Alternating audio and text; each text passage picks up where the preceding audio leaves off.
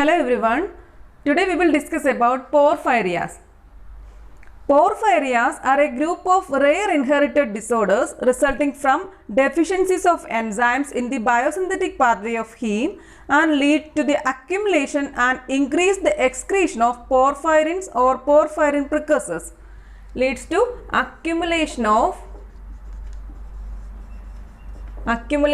and excretion of porphyrin or porphyrin precursors.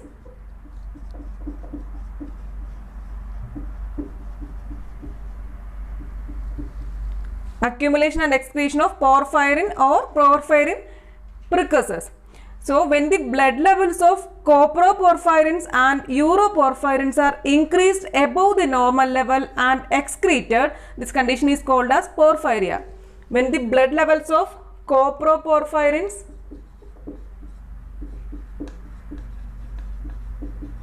or uroporphyrins, when the blood levels of coproporphyrins or uroporphyrins are increased above the normal level and excreted, this condition is called as porphyrias. Some of these are hereditary, familial, and some others are acquired. Some are hereditary, familial, some are acquired.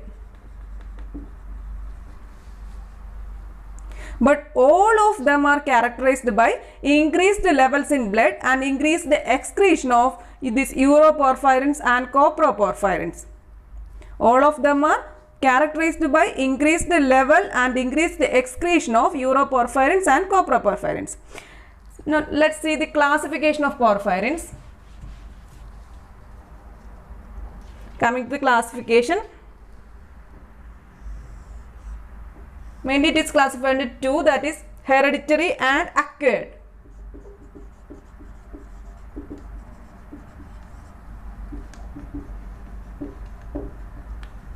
Hereditary and acquired. This hereditary is further divided into two, that is erythropoietic and hepatic.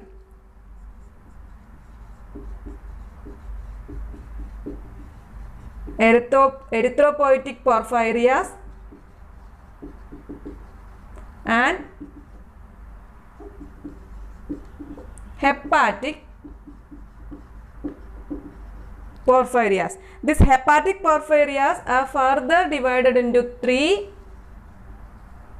that is acute intermittent porphyria, acute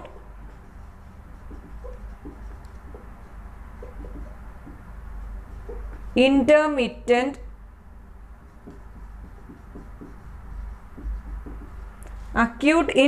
porphyria. It is also called as paroxysmal porphyria.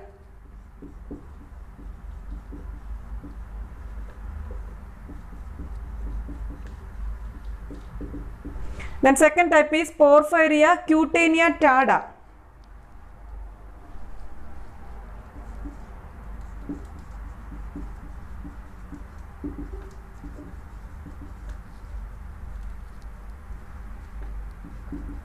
Porphyria cutanea tarda. Third one is variegate porphyria or porphyria variegate.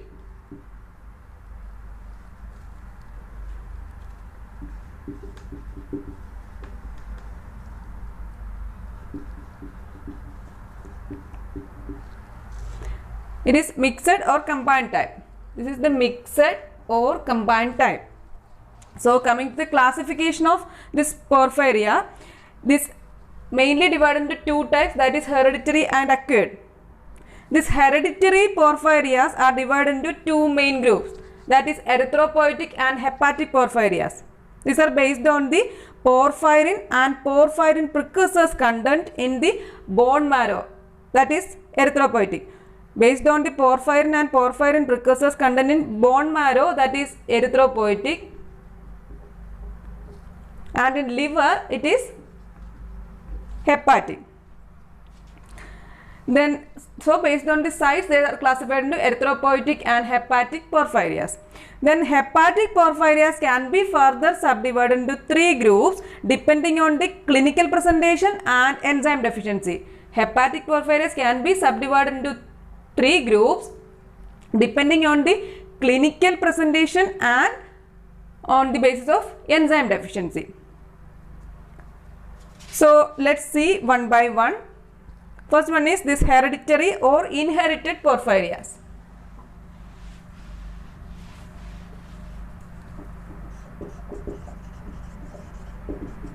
Hereditary or inherited.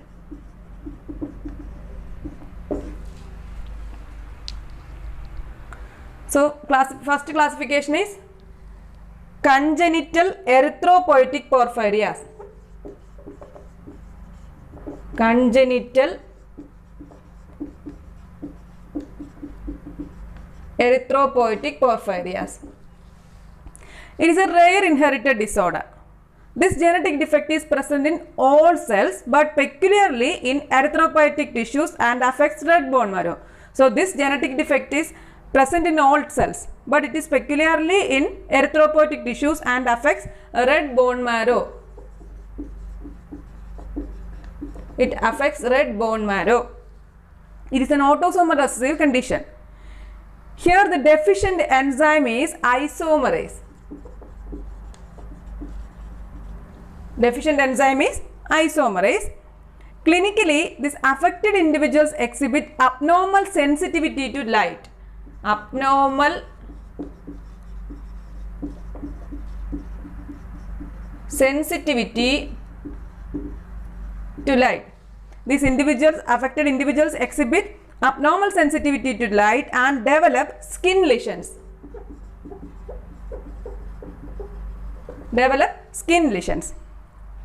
Then here porphyrins accumulate under the skin, normoblasts and erythrocytes. These porphyrins accumulate under the skin, normoblasts and erythrocytes. Then teeth and bones may be brownish or pink. This is due to porphyrin deposition. Teeth and bones becomes brownish or pink in color due to porphyrin deposition. There may be tendency to hemolysis. There is also tendency to hemolysis and defective erythropoiesis. Tendency to hemolysis and defective erythropoiesis. That is the clinical presentation of this congenital erythropoietic porphyria.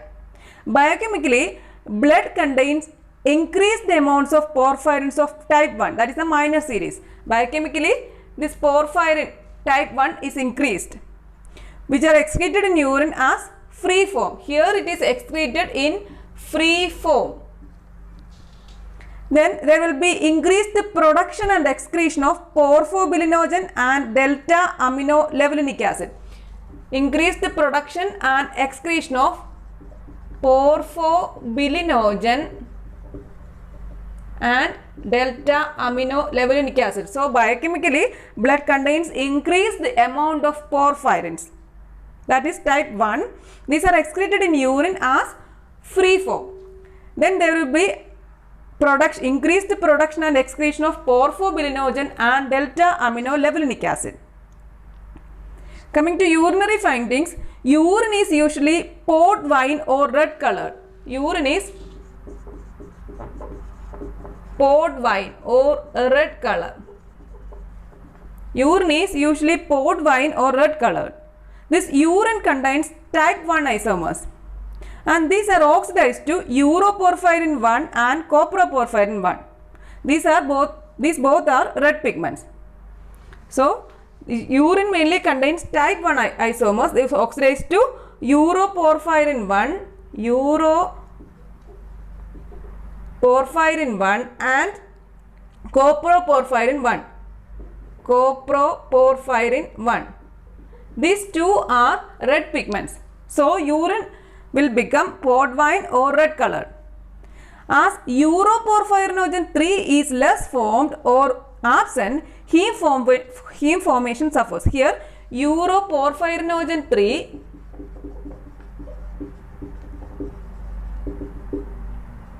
is less formed. So it affects heme formation. So deficiency of heme produces induction of delta amino levulinic acid synthase. Deficiency of heme, this uroporphyrinogen 3 is less formed, so it affects the heme formation. So if heme deficiency is there, it causes the induction of enzyme delta amino levulinic acid synthase.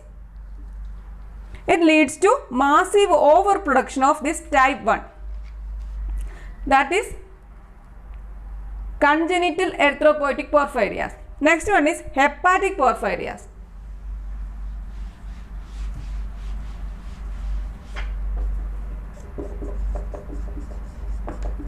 Hepatic porphyrias.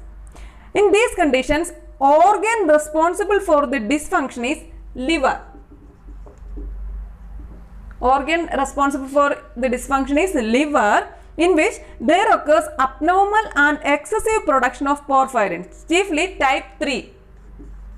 Type 3.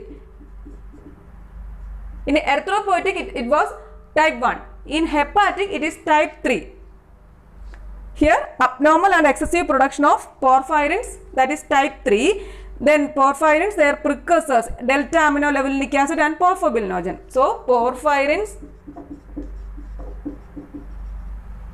delta amino levulinic acid, then porphobilinogen.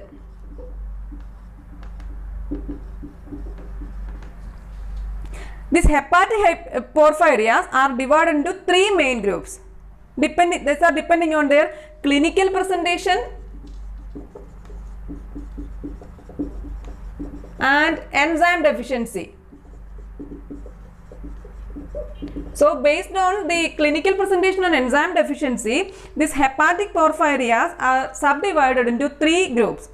That is intermittent acute or acute intermittent porphyria, then porphyria cutanea tarda, then variegate porphyria. So first we will see this acute intermittent porphyria. Acute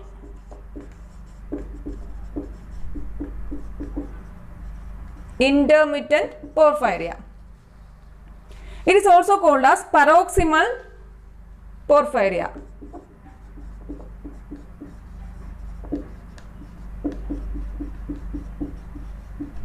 Paroxysmal porphyria. It is an autosomal dominant condition. Here the enzyme deficient is partial deficiency of deaminase. Here partial deficiency of deaminase enzyme. It is also called as uroporphyrinogen 1 synthase. In heterozygous individuals, 50% activity of the enzyme is there. 50% activity, that is called partial deficient. Then this enzyme defect is present in other cells also, but it is expressed in this hepatic cells. Enzyme defect is present in other cells, but it is expressed in liver cells or hepatic cells only. Coming to clinical features, it is mainly present with GI symptoms. Then acute abdominal pain, then nausea and vomiting, constipation, CV abnormalities and neuropsychiatric signs and symptoms. These are the clinical features. These clinical features are related with increased production of porphobilinogen and delta amino levulinic acid. Increased production of porphobilinogen and delta amino levulinic acid. Here this photosensitivity is absent. Photosensitivity is absent. There may be increase in serum protein bound iodine. Serum protein bound iodine, that is PBI. Increased serum protein bound iodine, some degree of hypercholesterolemia, then diabetic type of glucose tolerance curve. That is the clinical features. Coming to urinary findings, Freshly passed urine is usually normal in color. Freshly passed urine, it is normal in color, but on standing in sunlight, it turns to red wine color.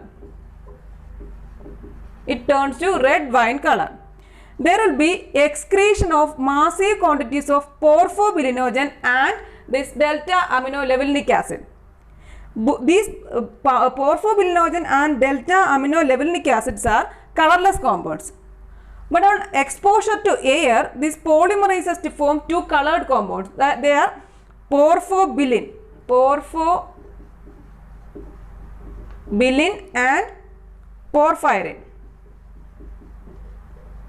So usually this porphobilinogen and delta aminolevulinic acid are colorless compounds, but on standing or exposure to air, they are converted to colored red compounds.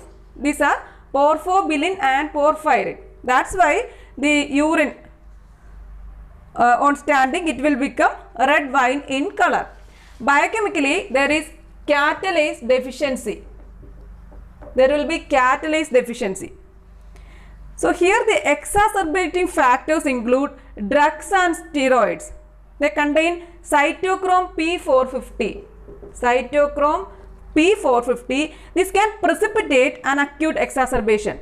Drugs and steroids which contain cytochrome P450 can exacerbate or can precipitate an acute exacerbation. Reason is that the excessive utilization of this cytochrome P450 for which heme is utilized. This produces decrease in the heme. Decrease in heme in cells, which produces de-repression of the enzyme delta aminolevulinic acid synthase. Depression in heme means it produces de-repression of delta aminolevulinic acid synthase. That is about acute intermittent porphyria. Second one is porphyria cutanea.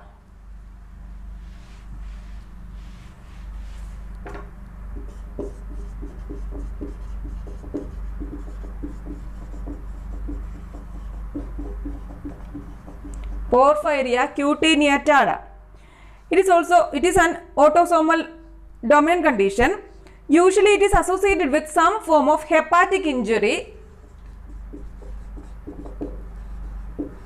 Usually it is associated with some form of hepatic injury, particularly alcohol or iron overload. Here there is partial deficiency of the enzyme uroporphyrinogen decarboxylase.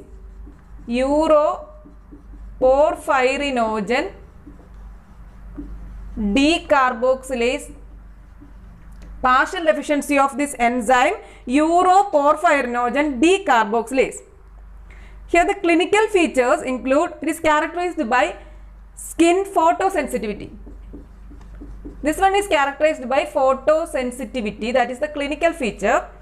Then coming to urinary findings, urine contains increased quantities of uroporphyrins and coproporphyrins of both type 1 and 3. Uroporphyrin and coproporphyrin. So urine contain uroporphyrin 1 and 3, then coproporphyrin 1 and 3 as zinc complexes, not as free form. Here they are found as zinc complexes, not as free form. Not as free form. Here elevated urinary excretion of delta aminolevulinic acid and porphobilinogen occurs. Increased urinary excretion of delta aminolevulinic acid and porphobilinogen in Porphyria cutanea. Biochemically, there will be frequent rise in serum iron. Increased level of serum iron. That is about Porphyria cutanea. Third one is variegate porphyria.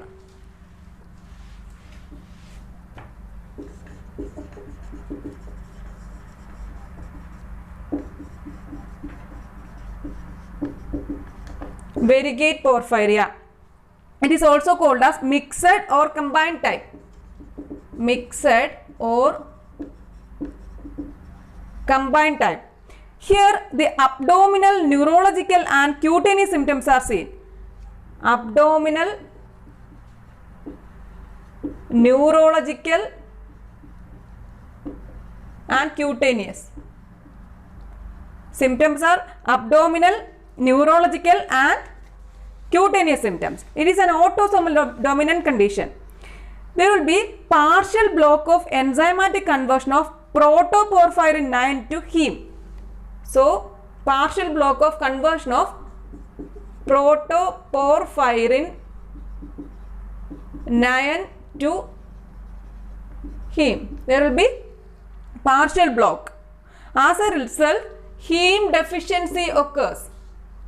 This protoporphyrin, there will be partial block. So, heme concentration or heme concentration decreases. That is, deficiency occurs. Here the enzymes involved are protoporphyrin oxidase, protoporphyrin 9. Here the enzyme deficients are protoporphyrin oxidase and heme synthase or ferrochelatase. These are the enzyme deficient here in variegate porphyria, protoporphyrin oxidase and ferrochelatase or heme synthase. These enzymes are mitochondria. So, heme deficiency leads to this there is partial block of this protoporphyrin conversion to heme. So, it leads to heme deficiency. This heme deficiency leads to deep repression of this hepatic delta aminolevulinic acid synthase enzyme. Heme deficiency leads to de-repression of this delta aminolevulinic acid synthase, which results in increased activity of this delta aminolevulinic acid synthase, and it leads to overproduction of all the intermediates of heme synthesis. Overproduction of all the intermediates of this heme synthesis. There will be acute attacks of abdominal pain, nausea, vomiting and constipation. Then neuropsychiatric signs and symptoms and cutaneous photosensitivity. Coming to urinary findings, excretion of excessive quantities of delta aminolevulinic acid. Then porphobilinogen type 1 and 3. Porphobilinogen type 1 and 3. There will be increased excretion of this delta aminolevulinic acid and porphobilinogen type 1 and 3. That is variegata porphyria. Coming to porphyrinurias,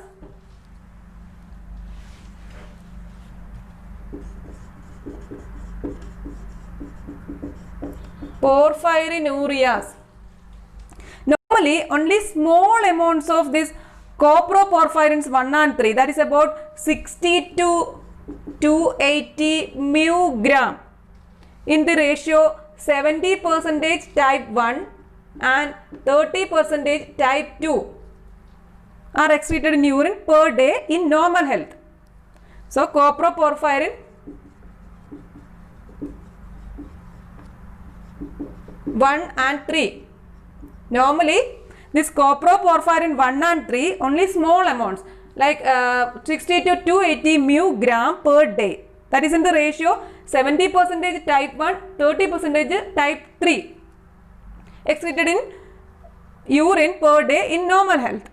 These uroporphyrins are excreted only in negligible amounts. Uroporphyrins are excreted in negligible amounts, that is about 15 to 30 mu gram per day. 15 to 30 mu gram per day. These porphyrins excreted in urine in hepatic porphyrias are present as zinc complexes. In hepatic porphyria, these are excreted as in zinc complexes, not in free form. But in those of erythropoietic porphyrias, these are in the free form.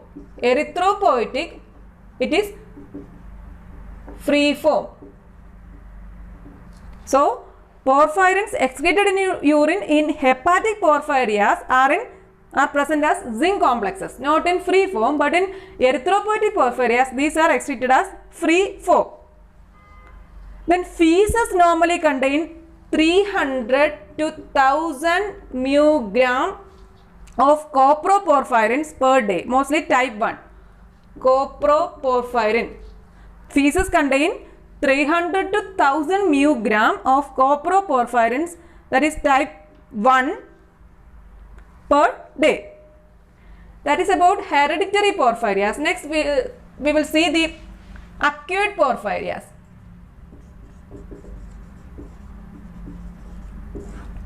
Acute porphyrias, first one is coproporphyrin type 3. Coproporphyrin type 3 increases. Here coproporphyrin type 3 is excreted in excessive quantities.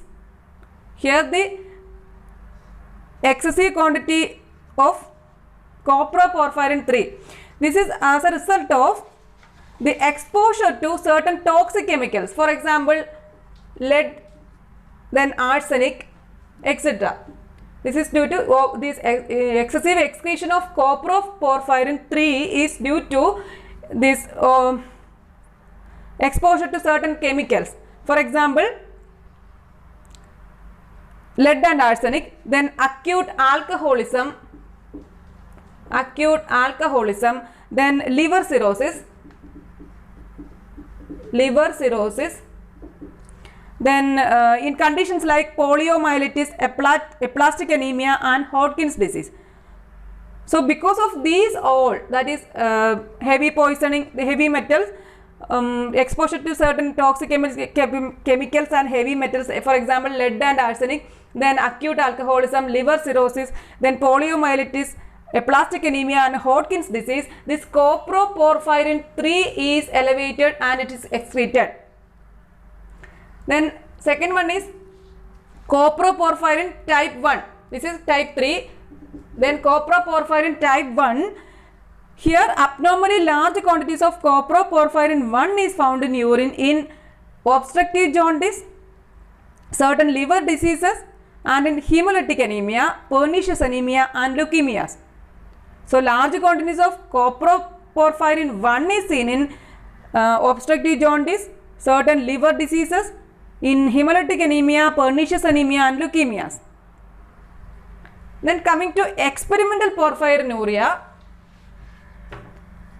Experimental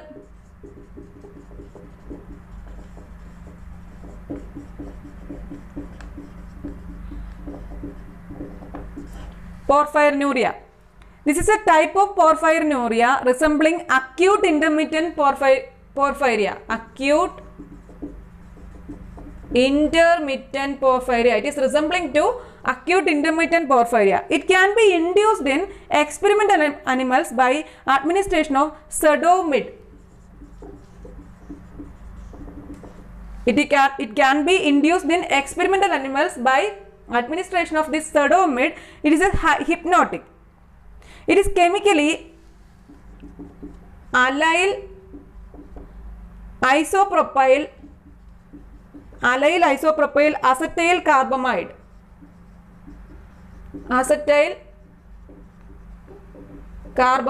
It is chemically allyl isopropyl acetyl carbamide. In this uroporphyrin and coproporphyrin type 3, uroporphyrin and coproporphyrin type 3 appears in urine along with porphobilinogen.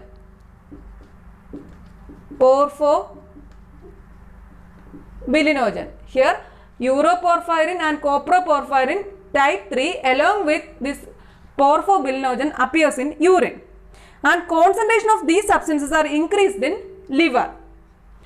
So other chemicals and drugs which can produce porphyrinurias are barbiturates, then tolbutamide, sulfonamides and chloroquine. So coming to laboratory test, it is known as Watson-Schwarz test. Watson-Schwarz test for porphobilinogen. is for porphobilinogen. Watson-Schwarz test for this porphobilinogen. Here, mix equal volumes of fresh urine and Ehrlich's reagent.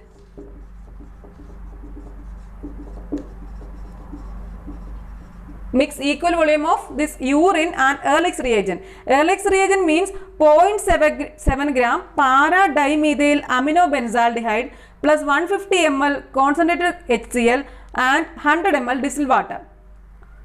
Ehrlich's reagent is 0.7 gram para-dimethyl aminobenzaldehyde, 150 ml concentrated HCl and 100 ml distilled water.